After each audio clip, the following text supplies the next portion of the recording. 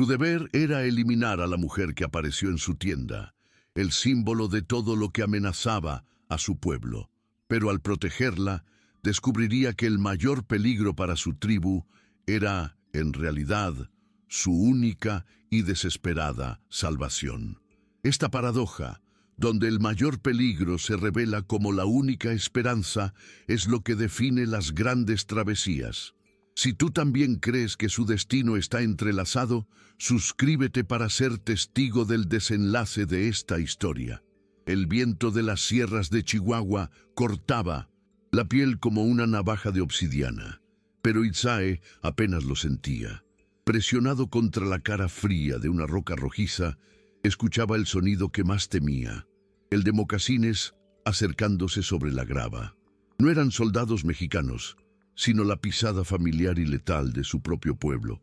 Detrás de él, encogida en la sombra, estaba la mujer, un fantasma de piel pálida cuyos ojos azules reflejaban un terror incomprensible.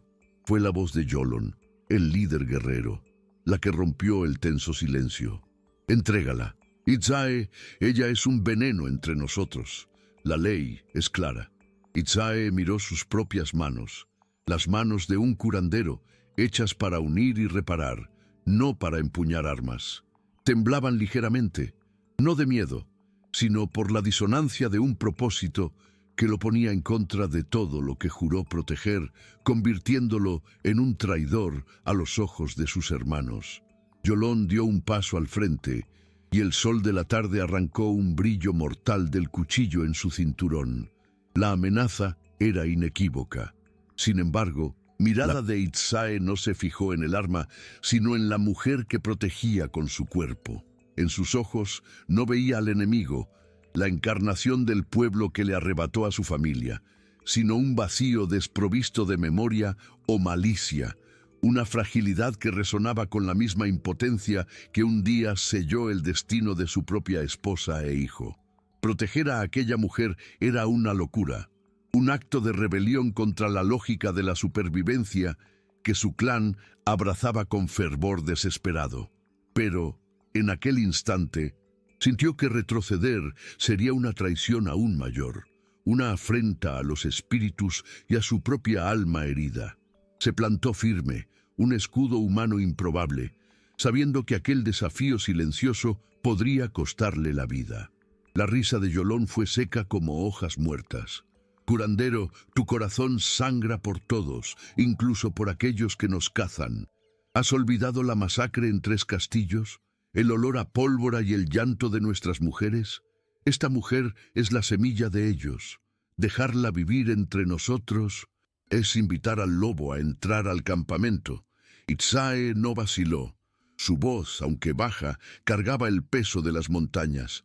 «No he olvidado nada, Yolón. Llevo a nuestros muertos en cada amanecer, pero lo que me pides es que mate la inocencia en nombre de la venganza. Ella no empuñó un arma contra nosotros. No tiene nombre, no tiene memoria. Si los espíritus la pusieron en mi camino, no es para que yo me convierta en el verdugo que tanto odiamos». La paciencia de Yolón se agotó, rompiéndose como una represa. No se movió contra Itzae, sino que dio un paso lateral, intentando rodearlo para alcanzar a la mujer. Instintivamente, Itzae replicó el movimiento, su cuerpo convirtiéndose en una barrera viva. Abrió los brazos, un gesto no de lucha, sino de santuario. Detrás de él, la mujer soltó un sollozo bajo, un sonido quebrado que cortó el aire tenso. Se encogió aún más, con el rostro escondido entre las rodillas, un bulto de puro miedo. El sonido hizo que Yolón se detuviera. Los otros guerreros, hasta entonces inmóviles como estatuas de roca, intercambiaron miradas inquietas. La ley era la ley, pero la escena ante ellos era la de un curandero protegiendo a un ser indefenso, no la de un guerrero albergando a un enemigo. El dilema ya no era solo de Itzae, ahora envenenaba el corazón de cada uno de ellos. El punto muerto no fue roto por un arma, sino por una voz grave y cansada, que cargaba la autoridad de incontables inviernos. El jefe Nakai apareció por entre las rocas, su paso lento pero firme. Sus ojos profundos y sabios evaluaron la escena sin prisa, posándose en Yolón, en Itzae y finalmente en la figura temblorosa que era el centro de todo. «Guarda tu navaja, Yolón», dijo, y la orden fue incuestionable. «La ley nos protege, pero la sabiduría nos guía. Itzae es nuestro curandero.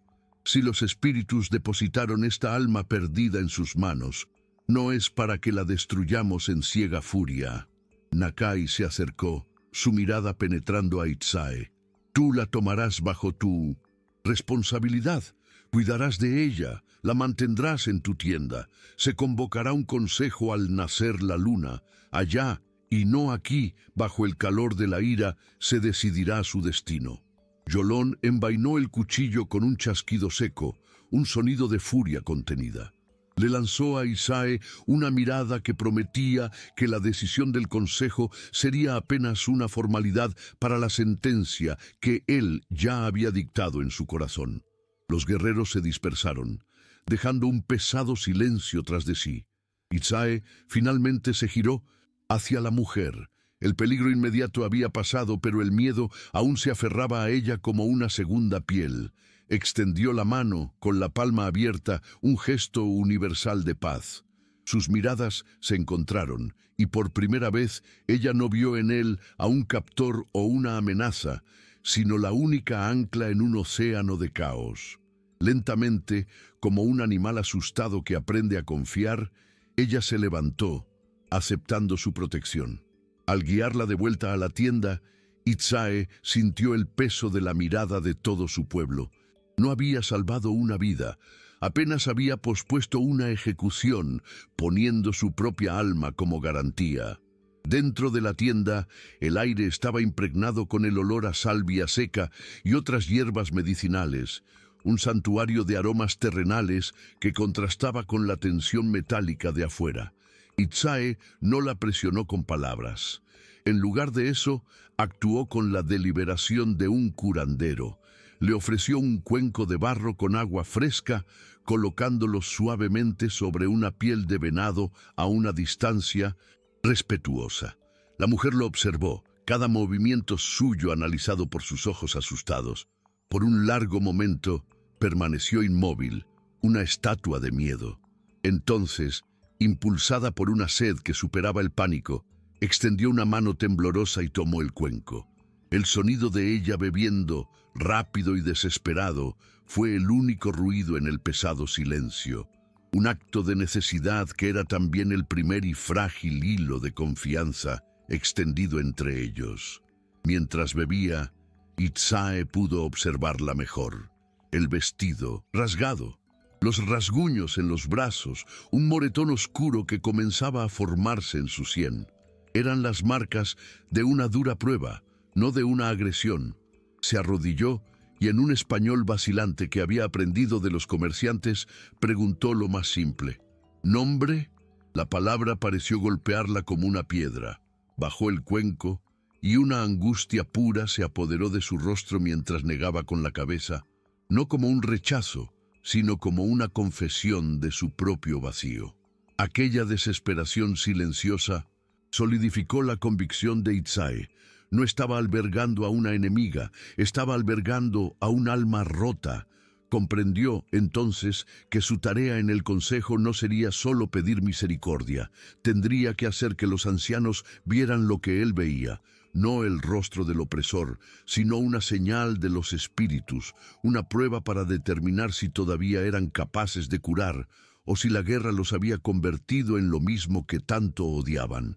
La convicción de Itzae de ver un alma rota donde otros ven un enemigo es el corazón de esta historia. Deja un comentario si crees que su compasión puede salvar no solo la vida de ella, sino también el alma de su pueblo. Se apartó, no para abandonarla, sino para buscar una pequeña vasija de cerámica. Adentro había una pasta verdosa de olor fuerte y limpio, hecha de hojas de agave y yuca molidas. Sin decir una palabra, volvió a arrodillarse frente a ella y levantó la vasija, una invitación silenciosa. Sus ojos azules, abiertos por la incertidumbre, de la vasija a su rostro, buscando cualquier señal de falsedad. No encontró nada más que una calma grave. Con vacilación, como si esperara un golpe, extendió el brazo arañado. Los dedos de él, firmes y expertos, aplicaron el bálsamo con una delicadeza que la sorprendió. El contacto no quemaba, aliviaba. Cada gesto era preciso, desprovisto de cualquier cosa que no fuera el propósito de sanar. Y en aquel simple acto, ella sintió la primera chispa de seguridad desde que su conciencia había regresado. Cuando terminó, él retrocedió, dándole espacio de nuevo, y tomó un trozo de pan de maíz y carne seca, dejándolos a su lado sin insistir. Fue entonces que comenzó el sonido, bajo y resonante. El redoble rítmico de un tambor solitario, haciendo eco por el campamento. La mujer se sobresaltó, el miedo regresando a sus ojos como una nube de tormenta. Itzae levantó una mano para calmarla. «Consejo», dijo, la palabra sonando extraña en su boca. El sonido no era una amenaza de guerra, sino era el llamado que reuniría a los ancianos para decidir sobre la vida que él albergaba. Se puso de pie, con el peso de esa responsabilidad asentándose en sus hombros. Necesitaba enfrentarlos, pero eso significaba dejarla sola, una cordera vulnerable en el corazón del territorio de los lobos. Su mirada se encontró con la de ella, y por un instante la barrera del idioma y la cultura se disolvió. Vio el pánico puro en sus ojos, el miedo de ser abandonada a la furia que sentía del otro lado, de aquella piel de búfalo. En un gesto lento, se tocó el propio pecho con 2 dedos y luego señaló hacia la entrada de la tienda. Una promesa silenciosa de que regresaría. No sabía si ella entendía, pero era todo lo que podía ofrecer. Luego, enderezando los hombros como quien carga un fardo invisible, se giró y salió a la noche fría, dejando la entrada de la tienda entreabierta, un hilo de luz del fuego que era para ella la única prueba de que no la había sellado en una tumba. Afuera, el sonido del tambor era una fuerza física, una pulsación que parecía emanar de la propia tierra y resonar en sus huesos. El aire estaba cargado con el olor a pino quemándose en la gran fogata del consejo, y el campamento, generalmente vivo con conversaciones y el llanto ocasional de un niño, estaba sumido en un silencio expectante. Al caminar hacia el círculo de ancianos, Itzae sintió las miradas de su pueblo como astillas en su piel. No eran solo miradas de ira, sino de dolor y confusión. Veía en sus rostros el reflejo de la masacre, el recuerdo de los seres queridos perdidos. Sabía que no caminaba para defender solo a una mujer sin nombre, sino para confrontar a los fantasmas de toda su nación. El círculo de ancianos estaba formado alrededor del fuego central, cuyas altas llamas lanzaban sombras danzantes sobre los rostros surcados de los hombres más viejos. Nakai, el jefe, se sentaba en el lugar de honor, su rostro una máscara de piedra que no revelaba ni ira ni compasión. Frente a él, con los brazos cruzados sobre el poderoso pecho, estaba Yolon, su mirada una brasa ardiente de convicción. Itzae se acercó en silencio y ocupó su lugar, un espacio ligeramente apartado de los otros, como correspondía a un curandero que caminaba entre el mundo de los espíritus y el de los hombres. El tambor cesó por completo, y el silencio que siguió fue tan pesado que parecía tener forma y peso. Nakai levantó la barbilla, un gesto pequeño, pero que atrajo todas las miradas. Su voz, cuando habló, era como el rodar de piedras en el lecho de un río seco, grave y llena de historia. Estamos reunidos bajo los ojos de los espíritus para discutir una sombra que ha caído sobre nosotros. Comenzó, su mirada barriendo el círculo. Nuestras leyes fueron forjadas en sangre y pérdida. Nos dicen que un enemigo entre nosotros es una amenaza para la supervivencia de todos. Hizo una pausa, dejando que el peso de sus palabras se asentara antes de volverse hacia el guerrero. Yolón, tú viste a la extraña, tú invocaste la ley. Dile al consejo lo que tu corazón exige. Yolón dio un paso al frente, su cuerpo macizo proyectando una sombra que danzaba con el fuego. Su voz era un trueno contenido, cargada de un dolor que se había convertido en furia. Mi corazón no exige nada, jefe Nakai, solo hace eco de la ley que nuestros padres nos dieron, una ley escrita con la sangre de Victorio y de los guerreros de 3 castillos. Barrió el círculo con una mirada que parecía acusar a todos de olvido. Miren a sus familias. ¿Cuántos de ustedes no perdieron hermanos, esposas, hijos por la gente de ella? La piel pálida es el único uniforme que necesitan. Que ella no tenga memoria no borra la memoria de nuestras cicatrices. Es una víbora que calentamos en nuestro seno, esperando el momento de atacar. La compasión por ella es traición a nuestros muertos. La ley pide su vida y mi corazón grita para que la ley se cumpla. Un murmullo de aprobación recorrió el círculo de ancianos. Las palabras de Yolón eran un bálsamo amargo en la herida siempre abierta de la nación. No hablaba solo por sí mismo, sino por los fantasmas que acechaban en cada tienda. Itzae sintió que la marea de la opinión se volvía contra él, una fuerza casi física que amenazaba con ahogarlo. Nakai esperó a que el silencio se restableciera, su rostro impasible como la montaña que les daba refugio. Entonces, sus ojos oscuros y profundos se fijaron en Itzae, que permanecía inmóvil. El guerrero habla con la voz de nuestro dolor, dijo Nakai, su voz calmada pero cortante. Ahora, curandero, háblanos con la voz de los espíritus que escuchas. Dile a este consejo por qué una vida enemiga vale el riesgo para todas las nuestras. Itzae se levantó, no con la explosión de un guerrero, sino con la lenta deliberación de la marea. Su voz, cuando llegó, no era un trueno para combatir el de Yolón, sino un arroyo corriendo sobre piedras, silencioso, pero persistente. Yolón habla con la verdad de nuestras cicatrices. Cada uno de nosotros carga con los fantasmas de 3 castillos, y el dolor en su corazón es el dolor de todos nosotros. Hizo una pausa, dejando que el reconocimiento de su dolor compartido flotara en el aire. Pero nos pide que respondamos a la sangre con sangre, incluso cuando la sangre está en un cuerpo que no guarda memoria del pecado. La miré a los ojos. No vi odio, no vi al enemigo.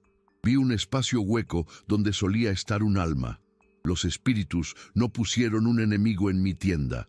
Pusieron una pregunta. Levantó la mirada, encontrando los ojos de cada anciano, uno por uno. La pregunta no es si ella es un monstruo, la pregunta es si la guerra y la pérdida nos han convertido en uno. Un murmullo de incomodidad recorrió el círculo. Las palabras eran como flechas que encontraban grietas en armaduras de certeza. Por muchas estaciones, nuestro único remedio ha sido la venganza. Alivia el dolor por un momento, pero la herida debajo sigue pudriéndose. Esta mujer no es la enfermedad. Es una prueba de los espíritus para ver si todavía sabemos cómo curar. Les pido que no confíen en ella. Les pido que confíen en mí, su curandero. Déjenla bajo mi cuidado. Si el enemigo que Yolón teme está dentro de ella, se revelará. Pero si matamos a un alma perdida en nombre de un miedo que nos ciega, entonces, ¿qué nos diferenciará de los hombres que nos cazan con la misma furia ciega? Las palabras de Itzae flotaron en el aire helado, pero Yolón las destrozó con una burla. Las hojas y raíces no detienen las balas, gruñó, dando un paso hacia el fuego, como si quisiera que las llamas fueran testigos de su furia. El curandero habla de preguntas de los espíritus mientras los soldados mexicanos cuentan sus municiones. Él ve un alma hueca, yo veo un señuelo. Una estratagema para hacernos bajar la guardia. Su compasión es un lujo que nos costará los gritos de nuestros niños cuando el campamento sea invadido. Yo protejo a este pueblo con acero y sangre, no con enigmas poéticos. Y mi sangre Me dice que corte el mal de raíz antes de que tenga la oportunidad de crecer. El fuego crepitó, lanzando brasas a la oscuridad, y el apoyo en el círculo se inclinó visiblemente hacia Yolon. La lógica del guerrero era un puñal, directa y comprensible. Fue entonces cuando Nakai se levantó, su movimiento lento, pero terminante, silenciando todo el debate. Las dos verdades han sido dichas, declaró, su voz resonando con la autoridad final de las montañas. Yolon habla con la sabiduría de la cicatriz que nos enseña a no tocar el fuego. Itzae habla con la sabiduría del alma que nos pregunta si vale la pena vivir en un mundo sin calor. Miró directamente a Itzae y la decisión fue sellada. La mujer vivirá bajo tu guardia y tu responsabilidad. Pero entiende, curandero, esto no es misericordia, es una prueba. A la primera señal de traición, al menor indicio de que la sabiduría de Yolon era la correcta, no habrá otro consejo. La ley no ha sido borrada, solo pospuesta. Yolon no se movió de inmediato. Mientras los otros ancianos se dispersaban, se acercó a Itzae, sus pasos pesados sobre la tierra apisonada. La luz del fuego moribundo proyectaba su sombra sobre el curandero, una oscuridad física que reflejaba la amenaza en su voz. Quizás hayas encantado a los viejos con tus palabras suaves, curandero, siseó, lo suficientemente bajo para que solo Itzae lo escuchara. Pero estaré observando cada aliento que dé, cada paso que dé, cuando nos traicione, y lo hará, recuerda que fue tu mano la que nos clavó el cuchillo en la espalda. Sin esperar respuesta, se dio la vuelta y desapareció en la noche, dejando a Itzae solo con las brasas moribundas y el peso de una nación sobre sus hombros. El camino de regreso a su tienda fue un pasillo de silencios hostiles. Las entradas de las tiendas se cerraban a su paso. Las pocas miradas que lo encontraron eran duras como el pedernal. Él, que un día fue el corazón sanador de la tribu, ahora era visto como la fuente de una posible enfermedad. Al llegar a la entrada de su tienda, se detuvo un momento, respirando hondo el aire frío de la noche. Cuando entró, la encontró exactamente como la había dejado, pero acurrucada en un nudo de miedo aún más apretado. Sus ojos se alzaron hacia él, abiertos y llenos de la pregunta silenciosa que venía a responder. Él no dijo nada, solo cruzó el pequeño espacio. Se arrodilló junto al círculo de piedras en el centro y añadió un trozo de leña a las brasas. Una pequeña llama saltó, y con ella un suspiro escapó de los labios de la mujer. La muerte no había venido a buscarla esa noche. En ese pequeño círculo de luz eran dos náufragos en una isla, rodeados por un mar de desconfianza que amenazaba con tragárselos al primer descuido. Itzae se movió con el cansancio de un hombre que había luchado contra una montaña y por ahora había evitado que se derrumbara. Tomó una pila de pieles de búfalo, suaves y pesadas, y las arregló en el lado opuesto del fuego, lejos de su propio lecho. El gesto era inequívoco, un espacio para ella, separado, seguro. No la miró directamente para no intimidarla, pero gesticuló hacia las pieles. Entonces, en su español rudimentario, dijo una sola palabra: segura. La palabra, más que su significado, fue el tono calmado con que fue dicha lo que la alcanzó. La mujer lo observó y por primera vez él vio algo más allá del terror en sus ojos, un agotamiento profundo que reflejaba el suyo. Lentamente, como si sus miembros estuvieran hechos de cristal, se arrastró hasta el lecho improvisado, pero no se acostó. Solo se sentó, abrazando sus rodillas, con los ojos fijos en las llamas que los separaban y al mismo tiempo los unían en aquella pequeña isla de calor. La mañana llegó no con un alivio, sino con una nueva prueba. Itzae necesitaba recolectar hierbas en la ladera este, una tarea que no podía posponerse. Mientras se preparaba para salir, la observó. Estaba despierta, sus ojos siguiendo cada movimiento de él con una aprensión silenciosa. Dejó pan y una tira de carne seca a su alcance, un gesto que ya se convertía en su idioma. Cuando levantó la solapa de la tienda, la dura luz del día la hizo retroceder hacia las sombras, y él sintió la punzada de dejarla desprotegida. Afuera, el sentimiento era palpable. Una madre acercó a su hijo cuando él pasó. Guerreros que antes lo saludaban, ahora volteaban la cara. Cada paso lejos de la tienda era un recordatorio de que la mujer no era su única prisionera. Él también estaba acorralado, encadenado a la promesa que le hizo al consejo y al alma perdida que había dejado atrás. Sola, la tienda se transformó en una prisión y un refugio. Cada sonido del exterior era una amenaza amplificada. El ladrido de un perro, una voz áspera en un idioma que no entendía, el llanto de un niño. Se encogió, imaginando a Yolon rasgando el cuero de la entrada en cualquier momento. En un instante de pánico, se arrastró hacia la parte más oscura de la tienda, su corazón martillando contra sus costillas. Fue entonces cuando una sombra cayó sobre la abertura. Contuvo la respiración, esperando el acero. En cambio, la solapa se movió solo un poco, y un par de ojos oscuros y curiosos se asomaron. Eran los ojos de una niña, no mayor de 5 años, que la miraba no con odio, sino con una admiración inocente, como si estuviera viendo a un espíritu del bosque. El momento duró solo un segundo antes de que una voz femenina llamara bruscamente a la niña, y la solapa se cerrara. Pero la imagen permaneció, el primer rostro en aquel campamento que no la miró como a un monstruo. Cuando Itzae regresó, el sol ya estaba alto y traía consigo el olor a tierra y hojas machacadas. Entró en silencio, encontrándola en el mismo lugar, pero algo había cambiado. El terror absoluto en sus ojos había dado paso a una vigilancia exhausta. Él no hizo preguntas. Puso su saco de recolección en el suelo y comenzó a separar las hierbas con una concentración metódica. Raíz de osha para los pulmones, corteza de sauce para el dolor. Trabajó en silencio, moliendo las hojas en un mortero de piedra. El sonido rítmico y el aroma fuerte y limpio que se esparcieron por la tienda parecieron calmar el aire. La mujer observaba, no su rostro, sino sus manos.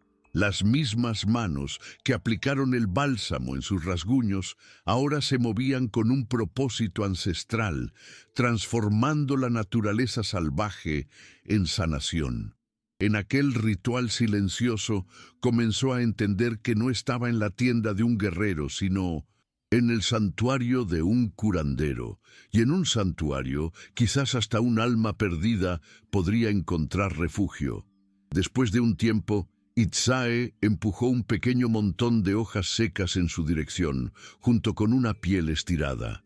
Luego tomó un puñado para sí mismo, y con movimientos lentos y deliberados, comenzó a separar las hojas rotas de los tallos fibrosos. Era una invitación, no una orden. La mujer observó por un largo momento. Luego, con vacilación, extendió la mano e imitó el gesto. Sus dedos, aunque temblorosos al principio, pronto encontraron el ritmo. Lado a lado, en el silencio roto, solo por el susurro de las hierbas, trabajaron. No había palabras, pero en esa tarea compartida, un lenguaje diferente comenzó a formarse, uno de propósito mutuo que iba más allá del de protector y protegida. Por primera vez, ella no era solo una carga que debía esconderse, sino una presencia que participaba, aunque mínimamente, de la vida dentro de aquella tienda. Con las hierbas separadas, Itzae preparó una infusión, vertiendo agua caliente de un odre sobre ellas en un pequeño cuenco. El vapor que se elevó llevaba un aroma dulce y terroso, de manzanilla del desierto. Le ofreció el cuenco, y el calor que emanaba de él era un consuelo en sí mismo. Ella aceptó, sosteniéndolo con ambas manos, y bebió un sorbo lento. En el instante en que el líquido caliente tocó su garganta, algo se rompió dentro de ella. Una imagen, nítida y dolorosa, explotó detrás de sus ojos. El brillo del sol en un vidrio roto, el olor a lluvia sobre tierra mojada, una lejana melodía de piano. Fue tan abrumador que se atragantó, el cuenco casi cayendo de sus manos. Un agudo dolor de cabeza la atravesó. La agonía no de una herida, sino de un fantasma intentando nacer. Itzae vio el cambio en su rostro, la transición del vacío a un dolor vívido y real, y supo con certeza que la memoria de ella no estaba muerta, solo aprisionada. Reaccionó al instante, no como un guerrero, sino como un curandero que reconoce un síntoma. Dejando las hierbas a un lado, se acercó a ella con una calma deliberada, rompiendo un pequeño trozo de raíz de valeriana de un manojo colgado. No intentó forzarlo en sus manos. En cambio, lo colocó a su lado y se tocó la propia sien con 2 dedos, un gesto de comprensión que trascendía el lenguaje. La mujer, jadeante y con los ojos aún nublados por la imagen fantasma, vio el gesto. Lo vio no como una orden, sino como una oferta. Con la mano aún temblorosa, tomó la raíz y, imitando un gesto que él hizo a continuación, se la llevó a la boca. El sabor amargo y terroso la hizo retroceder, pero el efecto fue casi inmediato, una ola lenta y calmante que no borró el dolor, sino que lo amortiguó, empujando el recuerdo destrozado de vuelta a las profundidades de donde había venido. Cuando la tormenta en su mente amainó, quedó un silencio diferente. Ya no era el silencio del vacío, sino el silencio de una habitación que ahora sabía que contenía un fantasma. Miró a Itzae y por primera vez su mirada no contenía solo miedo, sino una pregunta aterrorizada. ¿Quién soy yo? Itzae sostuvo su mirada, comprendiendo la profundidad de lo que había sucedido. Le había demostrado al consejo que ella era un alma perdida, pero ahora esa alma estaba comenzando a encontrarse. Y cada fragmento de memoria que regresara era un arma de doble filo.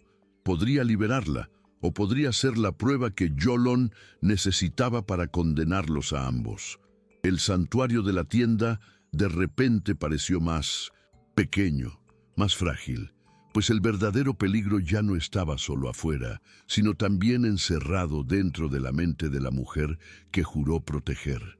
Los días que siguieron se convirtieron en una rutina silenciosa, una coreografía de supervivencia dentro de las paredes de cuero de la tienda. Itzae no la presionó sobre la memoria que la había asaltado.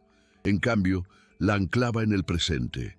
Le enseñó por medio de gestos los nombres de las hierbas, la forma de moler granos en una piedra lisa, como reparar un mocasín con un punzón de hueso. Eran tareas simples, terrenales, que mantenían sus manos ocupadas y la mente lejos del abismo de su pasado. Ella aprendió rápidamente, su atención enfocada con una intensidad desesperada. El trabajo se convirtió en su refugio, y la presencia tranquila de Itzae, su única constante.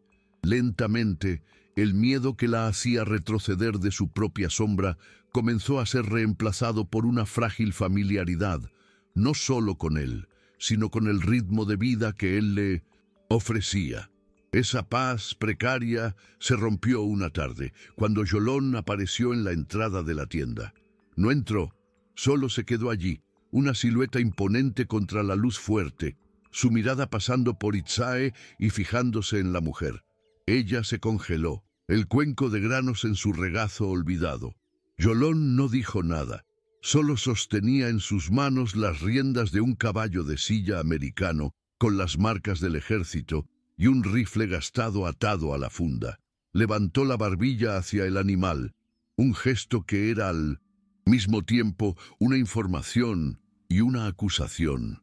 Uno de sus exploradores lo había encontrado a mediodía de distancia, con el jinete muerto por una caída. El mensaje era claro. El mundo de ella se estaba acercando. No necesitaba palabras para preguntar cuánto tiempo pasaría hasta que los soldados vinieran a buscar a su compañero y a la mujer que él protegía. Cuando la sombra de Yolon se retiró, un silencio más pesado que antes llenó la tienda. Itzae no se atrevió a mirar a la mujer Sus de propios inmediato. ojos Estaban fijos en la entrada abierta, viendo no la luz del sol, sino la imagen del caballo ensillado y el rifle. Eran los símbolos de un mundo que no razonaba con hierbas y espíritus, sino con pólvora y acero. Por primera vez, una duda fría como un río de invierno recorrió su espina dorsal. La compasión que había defendido con tanta convicción podría ser la chispa que incendiara su aldea. Cuando finalmente se giró hacia ella, vio que el frágil progreso de los últimos días se había hecho polvo. El terror estaba de vuelta en sus ojos, pero ahora tenía un foco. Ella también había visto el caballo, y aunque no podía entender la acusación, reconocía los artefactos de su pueblo. Con un movimiento lento y deliberado, Itzae se levantó y cerró la solapa de la tienda, un gesto inútil para bloquear el mundo que ahora llamaba a su puerta. El gesto no contuvo los sonidos. El murmullo del campamento cambió, la cadencia de la vida diaria reemplazada por voces tensas y urgentes. El tintineo metálico de una hoja siendo afilada, el chasquido seco del cerrojo de un rifle siendo revisado. La noticia se había extendido. La prueba de la amenaza ya no estaba contenida en el cuerpo de una mujer, sino en las riendas de un caballo de guerra a pocos metros del fuego del consejo.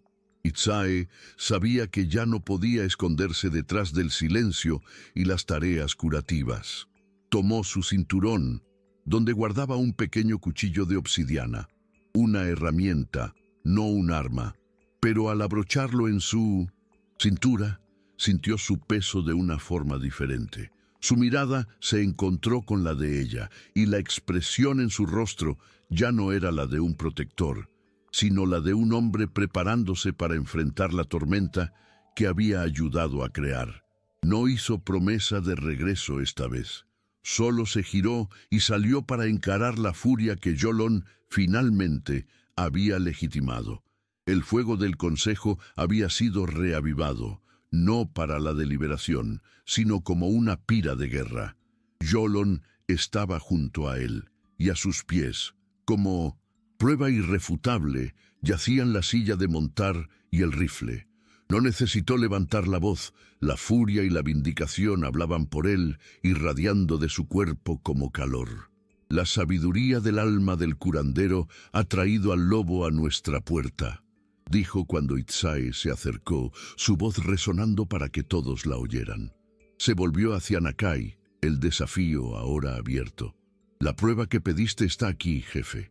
¿Esperaremos a que los soldados invadan nuestras tiendas y arrastren a nuestras familias? ¿O actuaremos como los guerreros que somos? El silencio de Nakai fue la respuesta más terrible. Sus ojos se encontraron con los de Itzae, y en ellos ya no había la sabiduría de un juez, sino la resignación de un líder acorralado por la inevitabilidad de la violencia. Dentro de la tienda, la mujer escuchó la voz de Yolon, y aunque no entendía las palabras, el tono era el lenguaje universal de la condenación. Los sonidos del exterior eran un nudo apretándose en su garganta. Ella era la causa, la enfermedad que Itzae intentaba curar y que Yolon quería extirpar. Una nueva imagen la asaltó, más fuerte que la anterior. Un rostro masculino barbudo sonriéndole, el azul de un uniforme, el sonido de su propio nombre en una lengua extraña y familiar. Elisa. La palabra sonó como un trueno en su mente silenciosa. Elisa. Era un comienzo, un fragmento de identidad, y con él vino una certeza paralizante. Permanecer escondida sería la sentencia de muerte para el hombre que la salvó. Con el corazón martillando a un ritmo de pánico y propósito, se levantó, apartó la solapa de la tienda y salió a la luz del sol, enfrentando el círculo de rostros que se giraron hacia ella con una conmoción colectiva. El silencio que cayó sobre el consejo fue más profundo que el de la noche en las montañas. Cada par de ojos se fijó en ella. Yolón, tomado por sorpresa, transformó su conmoción inicial en una furia triunfante, su mano cerrándose sobre el mango del cuchillo. Era la prueba viviente, la víbora saliendo de la canasta. Itzae dio un paso instintivo para interponerse, para protegerla, pero se detuvo. Ella no lo miró a él, ni a la amenaza de Yolón. Sus ojos, de un azul que parecía absorber la luz del fuego, estaban fijos en un único punto, el rifle que yacía a los pies de Nakai. Con una calma que desmentía el terror que la consumía, dio un paso y luego otro, caminando hacia el centro del círculo mortal, como si fuera atraída por el símbolo mismo de su identidad perdida. Los guerreros Semindomesent pusieron rígidos, esperando que tomara el arma, que se revelara como la enemiga que Yolón había descrito. Pero cuando Elisa llegó al rifle, se arrodilló. El movimiento fue de una vulnerabilidad tan absoluta que le robó el aliento a todos.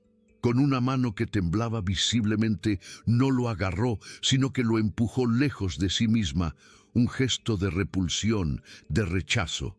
Luego levantó el rostro, no hacia Yolón, sino hacia la figura impasible del jefe Nakai. Su voz salió ronca, un sonido quebrado, audible en el silencio mortal. En un español vacilante, la lengua de sus enemigos y de su salvador, dijo dos palabras que sellaron su destino y el de Itzae: no más, no más.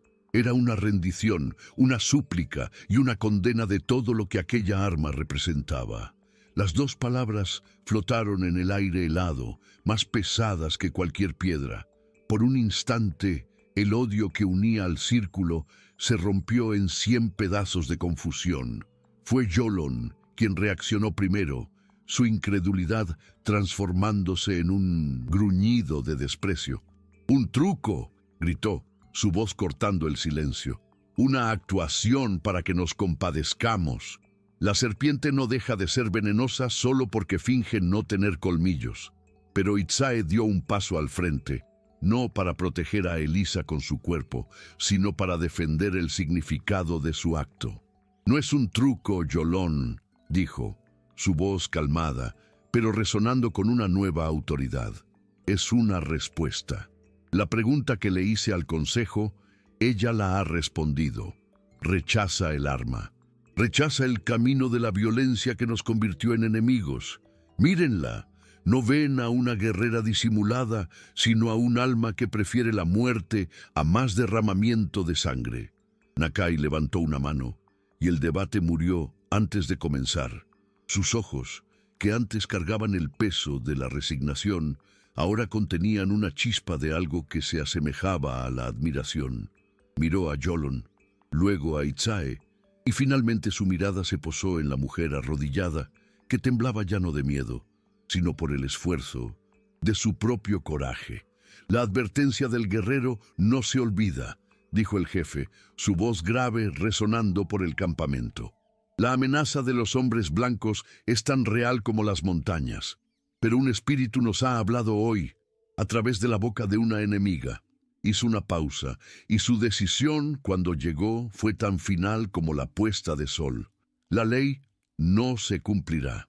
La mujer ya no es una prisionera para ser juzgada, sino un alma rota para ser albergada.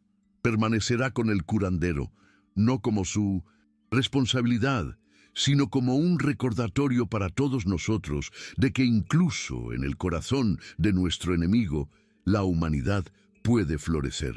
El consejo ha terminado. La humanidad que florece donde solo había odio es la gran victoria de este momento». Comparte en los comentarios si crees que la decisión de Nakai apaciguó la furia de Yolón, o si este es solo el comienzo de un peligro aún mayor. Gracias por ver.